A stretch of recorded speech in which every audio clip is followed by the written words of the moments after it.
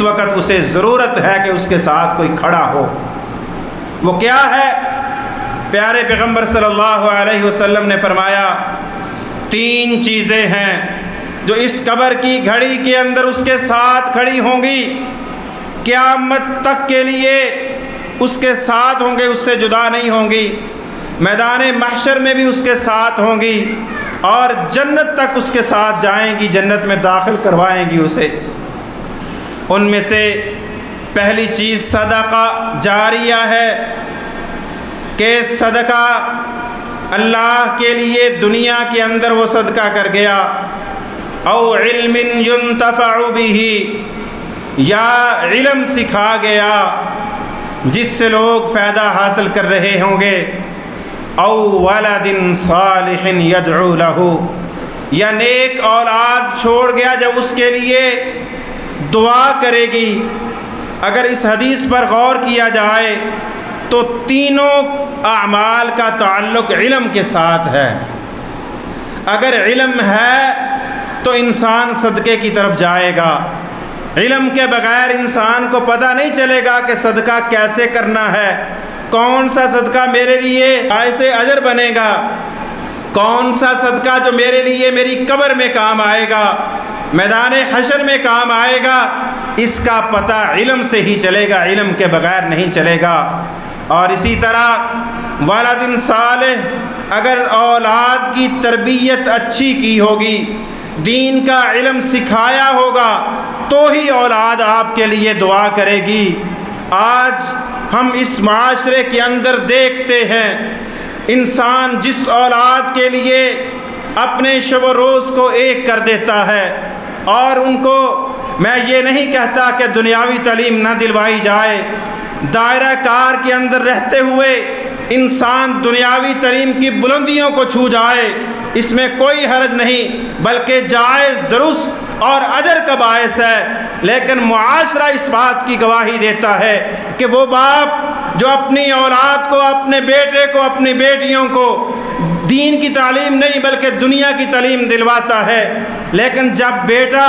کسی خاص مقام پر پہنچ جاتا ہے اور وہ اس سٹیج پر پہنچ جاتا ہے، جب اس کا سٹیٹس اونچا ہو جاتا ہے، وہ اسی باپ کو اپنے ساتھ کرسی پہ بٹھانے کے لیے تیار نہیں ہوتا، کیونکہ اس کا سٹیٹس بڑھ چکا ہے۔ اب باپ جس کی شب و روز کی محنت، جس کے خون پسینے کی کمائی سے یہ بیٹا اس مقام پر پہنچا ہے، بڑا انجینئر بن گیا ہے، اس کے دوست و احباب کی ایک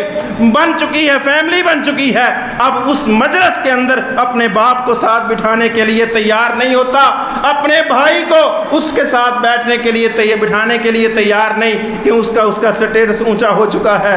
اور یہاں پر مجھے ایک واقعہ یاد آیا، باپ کو بیٹا کہتا ہے اچھے نمبر آ گئے،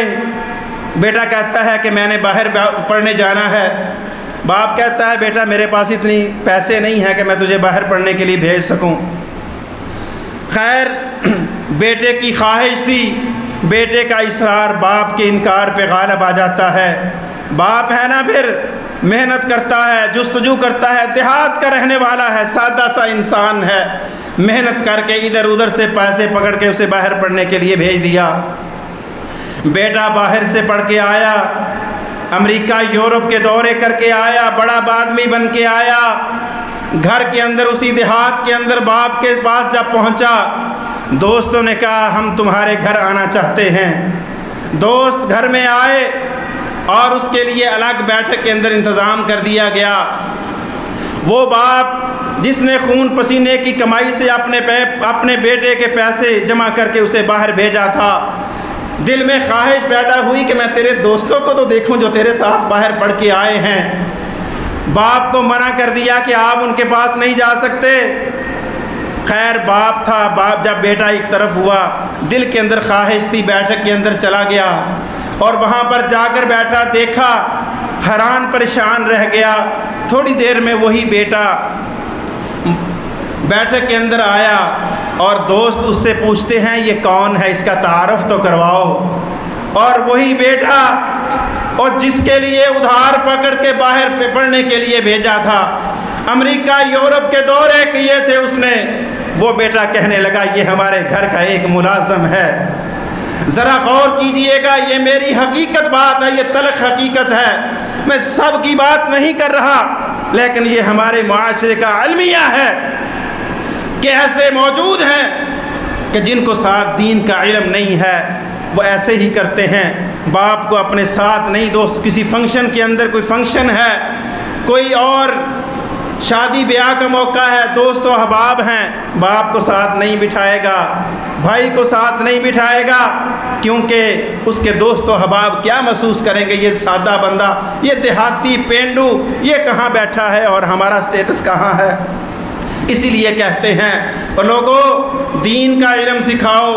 دنیا کے علم کے ساتھ ساتھ لوگوں کو دین کا علم بھی اپنے بچوں کو سکھاؤ۔ والد صالح یدعو لہ، اپنی اولاد کو اگر آپ نے دین کا علم سکھایا ہوا ہے،